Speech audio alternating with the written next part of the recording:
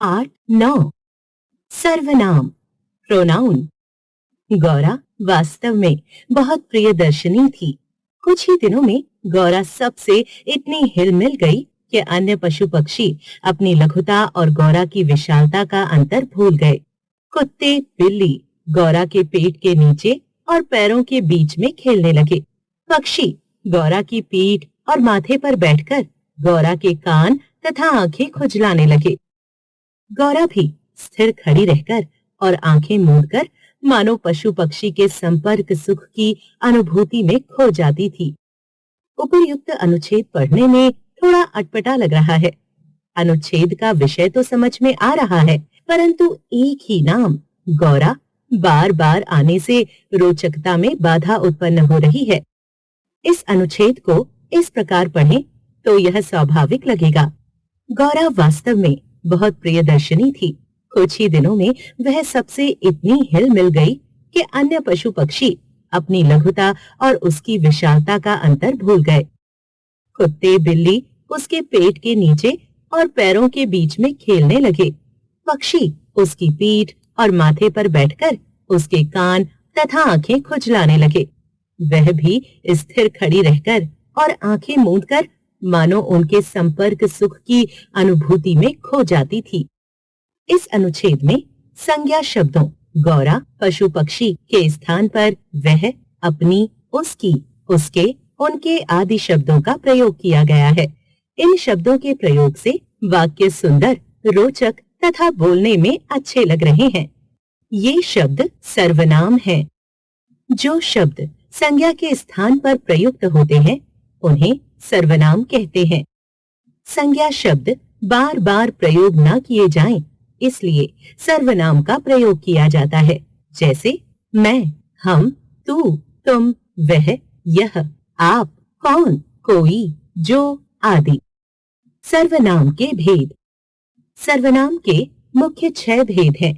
सर्वनाम पुरुषवाचक सर्वनाम पर्सनल प्रोनाउन, निश्चयवाचक सर्वनाम डेमोन्स्ट्रेटिव प्रोनाउन, इंडेफिनिट प्रोनाउन अनिश्चयवाचक सर्वनाम, संबंधवाचक सर्वनाम रिलेटिव प्रोनाउन, प्रश्नवाचक सर्वनाम इंटेरोगेटिव प्रोनाउन, निजवाचक सर्वनाम रिफ्लेक्सिव प्रोनाउन। 8 पुरुषवाचक सर्वनाम बोलने वाले अर्थात वक्ता, सुनने वाले अर्थात श्रोता या किसी अन्य व्यक्ति जिसके विषय में बात की जाए के लिए जिन सर्वनामों का प्रयोग होता है वे पुरुषवाचक सर्वनाम होते हैं। मैं आम खा रहा हूँ, तुम आम खाओगे? वह आम नहीं खाता है। मैं अर्थात बोलने वाला, वक्ता, तुम अर्थात सुनने वाला, श्रोता, वह अर्थात अन्य व्यक्ति जिसके बारे में बात की जा रही है। जिन सर्वनामों से बोलने वाले, सुनने वाले या जिसके विषय में बात की जाए उसका बोध होता है उन्हें पुरुषवाचक सर्वनाम कहते हैं। पुरुषवाचक सर्वनाम के भेद। क उत्तम पुरुष फर्स्ट पर्सन, मैं, हम। ख मध्यम पुरुष सेकंड पर्सन, तू, तुम, आप। ग अन्य पुरुष थर्ड पर्सन, वह, वे, यह, ये। क उत्तम पुरुषवाचक। 1 मैंने पत्र लिखा।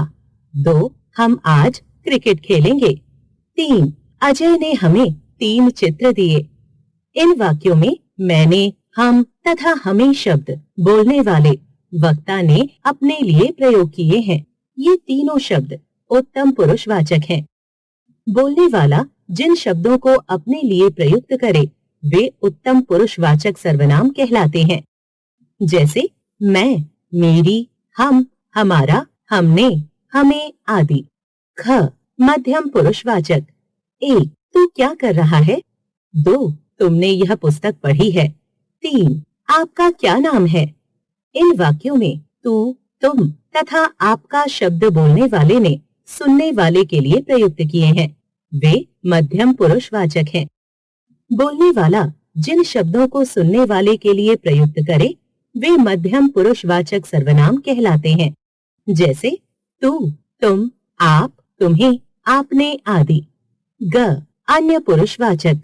1 वह घर जा रहा है। 2. वे क्या कर रहे हैं? 3. यह यहीं रहता है। इन वाक्यों में वह, वे तथा यह शब्द बोलने वाले ने अन्य पुरुष के लिए प्रयुक्त किए हैं, अतः ये अन्य पुरुषवाचक हैं। बोलने वाला जिन शब्दों को ना तो अपने लिए तथा न सुनने वाले के लिए प्रयुक्त करे, बल्कि अन्य पुरुष के लिए प्रयुक्त करे, वे अन्य पुरुषवाचक सर्वनाम कहलाते हैं। जैसे वह, उसने, वे, उन्होंने, उन्हें, उसे आदि। 2. निश्चयवाचक सर्वनाम। जो सर्वनाम शब्द किसी निश्चित वस्तु या व्यक्ति की ओर संकेत करते हैं, उन्हें निश्चयवाचक सर्वनाम कहते हैं। इसे कहीं कहीं संकेतवाचक सर्वनाम भी कहा जाता है। यह मेरी गेंद है। ये किसका सामान है? वह बाहर खड़ा है। इन वाक्यों में प्रयुक्त यह, ये, वह निश्चयवाचक सर्वनाम है। जिस सर्वनाम शब्द से किसी पास या दूर के निश्चित प्राणी या वस्तु का बोध होता है, उसे निश्चयवाचक सर्वनाम कहते हैं। विशेष वह तथा वे का प्रयोग निश्चयवाचक तथा पुरुषवाचक दोनों सर्वनामों में किया जाता है।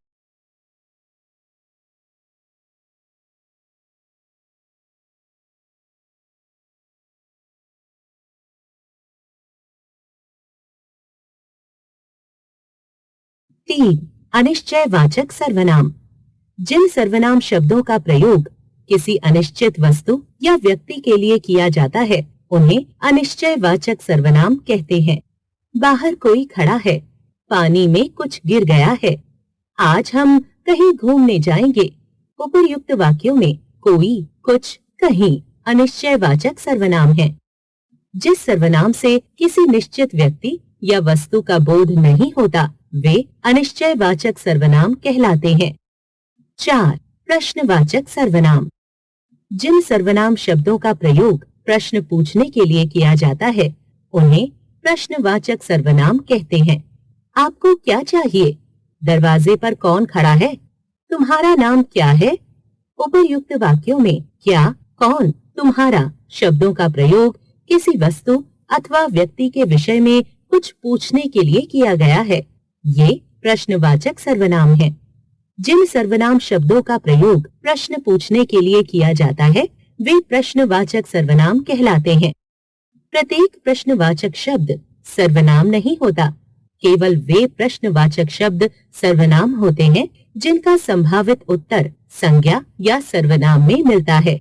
जैसे तुम कहाँ जा रहे हो? दिल्ली। तुम्हारा नाम क्या है? आस्था।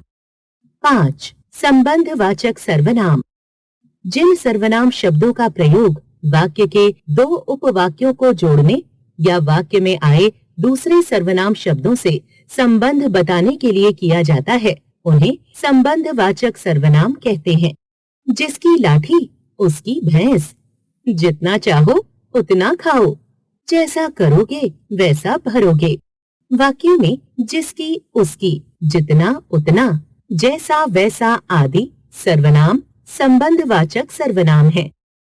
जो सर्वनाम शब्द वाक्य में आए दूसरे सर्वनाम शब्दों से संबंध बताते हैं, वे संबंधवाचक सर्वनाम कहलाते हैं। 6. निजवाचक सर्वनाम। जिन सर्वनाम शब्दों का प्रयोग कर्ता अपने लिए करता है, उन्हें निजवाचक सर्वनाम कहते हैं। मैं अपने आप घर चला जाऊंगा। यह मॉडल मैंने खुद बनाया है। स्वयं पाठ याद करो। उपर्युक्त वाक्यों में प्रयुक्त अपने आप, खुद, स्वयं शब्द निजवाचक सर्वनाम है। जो सर्वनाम निजत्व का बोध कराने के लिए प्रयुक्त होते हैं, वे निजवाचक सर्वनाम कहलाते हैं। विशेष आप शब्द का प्रयोग मध्यम पुरुष तथा निजवाचक सर्वनाम दोनों रूपों में होता है। जैसे क, आप क्या कर रहे हैं? मध्यम पुरुष आदर सूचक सर्वनाम। ख, उसने अपनी रक्षा आप की। निजवाचक सर्वनाम।